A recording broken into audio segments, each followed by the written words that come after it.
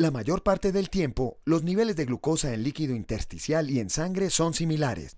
No obstante, cuando los niveles de glucosa varían rápidamente, por ejemplo, después de las comidas, después de la administración de insulina y después de hacer ejercicio, el nivel de glucosa en sangre no es el mismo que en líquido intersticial. Esta diferencia en la velocidad de cambio se conoce como retraso. Una buena manera de ilustrar el concepto de retraso es mediante un tren.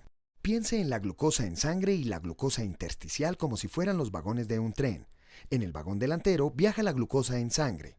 En el vagón trasero viaja la glucosa en líquido intersticial o la glucosa del sensor.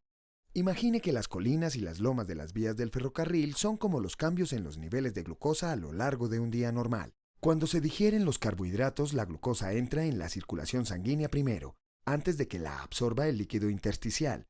Por lo tanto, la glucosa en sangre va en la parte delantera del tren. En la parte trasera del tren va el vagón de glucosa del sensor. Dado que la glucosa pasa de la sangre al líquido intersticial, la glucosa del sensor sigue a la glucosa en sangre por detrás. Cuando el tren viaja por una superficie plana, cuando hay poca fluctuación en los niveles de glucosa, las lecturas de glucosa en sangre y glucosa del sensor son muy similares, aunque raramente son exactamente iguales. Ahora piense en el ascenso por una colina durante el viaje en tren como si se tratara de un aumento o una tendencia ascendente de los niveles de glucosa. A medida que el tren sube la colina, puede ver que la glucosa en sangre en el vagón delantero va por delante de la glucosa del sensor en el vagón trasero. Esto ocurre porque los cambios en la glucosa se observan primero en la glucosa en sangre. A medida que el tren desciende la colina o mientras la glucosa disminuye o presenta una tendencia descendente, una vez más la glucosa en sangre se encuentra en el vagón delantero. Por lo tanto, como puede ver, ya sea que los niveles de glucosa presenten una tendencia ascendente o descendente, los niveles de glucosa en sangre van por delante de los niveles de glucosa del sensor.